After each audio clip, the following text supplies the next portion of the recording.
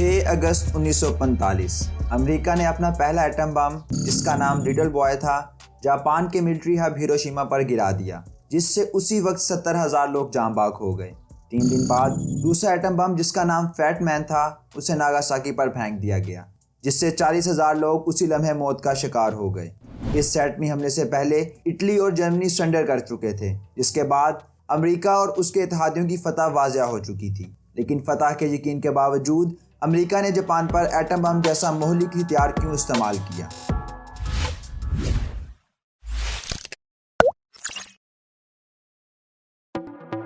30 April 1945 کو جب allied powers کی فوجوں نے جرمنی پر قبضہ کیا تو ہٹلر نے اپنی بیوی کے ساتھ خودکشی کر لی، جس کے ساتھ ہی اٹلی اور جرمنی نے سرنڈر کر دیا۔ اٹلی اور جرمنی کے سرنڈر کے بعد اب جاپان پر بھی شکست واضح ہو چکی تھی۔ ایک تو اس کے اتحادی سرنڈر کر چکے تھے، دوسرا اس کی ایئر فورس اور نیوی بھی تباہ ہو چکی تھی، مگر جاپان اس سب کے باوجود بھی ہار ماننے کو تیار نہیں تھا۔ جیسے جیسے جاپان شکست کے قریب آ رہا تھا وہ مزید مہلک ہوتا جا رہا تھا۔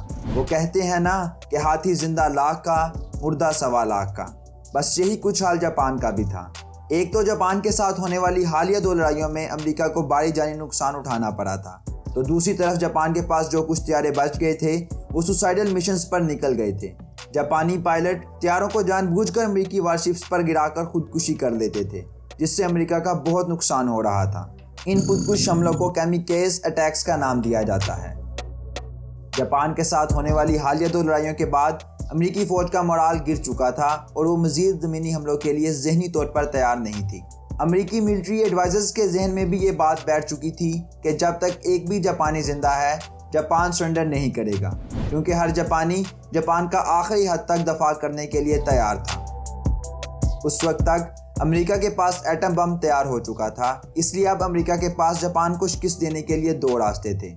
پہلا طریقہ تو یہ تھا کہ زمینی حملہ کر کے جاپان پر قبضہ کر لیا جائے، جو کافی مشکل تھا۔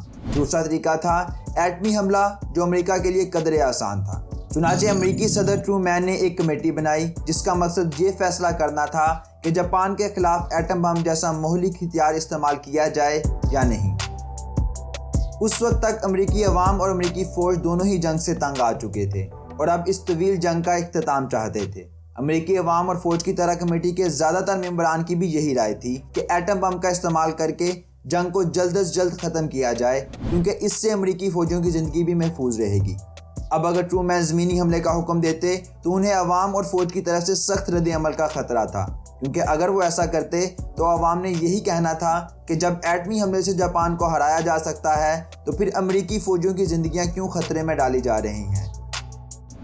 چنانچہ عوامی دباؤ اور کمیٹی کے فیصلے کے بعد ٹرومین نے جاپان کو وارننگ دی کہ وہ امریکہ کے سامنے بلا مشروط سرنڈر کر دے، ورنہ ایسے نتائج بھگتنے کے لیے تیار رہے جس کے نقصان کا اندازہ انہیں بھی نہیں ہے۔ ظاہر ہے جاپان نے بلا مشروط سرنڈر کرنے سے انکار کر دیا اور یوں 6 اگست 1945 کو امریکہ نے اپنا لٹل بوائے ہیروشیما پر گرا دیا، جس سے اسی لمحے 70,000 لوگ لقمہ اجل بن گئے۔ مگر بعد میں تابکاری کے ساتھ سے مرنے والوں کو بھی شامل کیا جائے تو یہ تعداد 2 لاکھ تک پہنچ جاتی ہے۔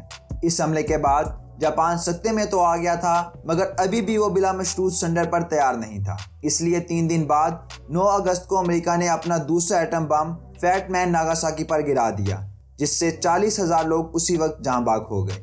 ان حملوں کے بعد جاپان کی کمر ٹوٹ چکی تھی اور وہ سمجھ چکا تھا کہ اب مزید جنگ جاری رکھنا ناممکن ہوگا۔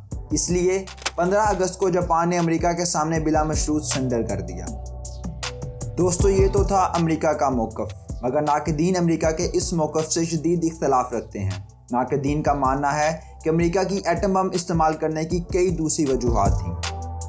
چونکہ ورلڈ وار 2 میں امریکہ اور سوویت روس اتحادی تھے، اس سے جب دونوں نے جرمنی پر قبضہ کیا تو یہ مسئلہ پیدا ہو گیا کہ یورپ پر کون راج کرے گا، کیونکہ ورلڈ وار 2 کے بعد یورپ مکمل طور پر تباہ ہو چکا تھا اور صرف امریکہ اور سوویت روس ہی وہ طاقتیں بچ گئی تھیں جن میں سے کسی ایک نے اب دنیا پر راج کرنا تھا۔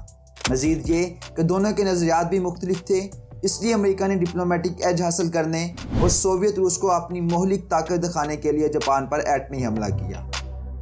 انڈو چائنا میں بہت سے ایسے جزائر موجود تھے جو تیل کی دولت سے مالا مال تھے، اور جاپان کسی بھی صورت ان جزیروں سے پیچھے ہٹنے کے لیے تیار نہیں تھا۔ اس لیے اگر امریکہ کسی معاہدے کے تحت جاپان کو سرنڈر کرنے پر مجبور کرتا تو یہ ظاہر تھا کہ یہ جزیرے جاپان کے پاس رہیں گے اور جاپان اس علاقے میں ایک طاقت کے طور پر بھی قائم رہے گا۔ اس لیے امریکہ نے جاپان سے مذاکرات کی بجائے ایٹمی حملے کا فیصلہ کیا۔ جاپان اور سوویت روس میں جنگ سے پہلے معاہدہ ہو چکا تھا کہ وہ جنگ کے دوران ایک دوسرے کے خلاف نیوٹرل رہیں گے، مگر جرمنی اور اٹلی کے سرنڈر کے بعد سوویت روس نے جاپان پر اچانک حملہ کر دیا، جس نے جاپان کے ساتھ ساتھ امریکہ کو بھی پریشان کر دیا۔ اب امریکہ کو یہ خطرہ محسوس ہوا کہ کہیں سوویت روس جاپان اور اس کے علاقوں پر قبضہ کر کے اس علاقے پر اپنی حکومت قائم نہ کر دیں۔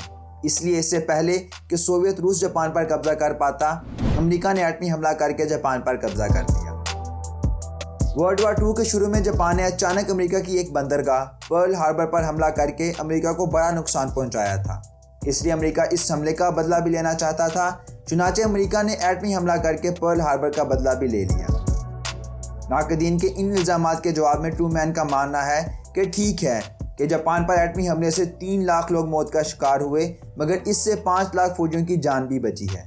دوستو، امریکہ نے ایٹمی حملے سے پہلے ایک اندازہ لگایا تھا کہ اگر امریکہ جاپان پر زمینی حملہ کرتا ہے تو اس کے تقریباً 2.5 لاکھ فوجی ہلاک ہو جائیں گے۔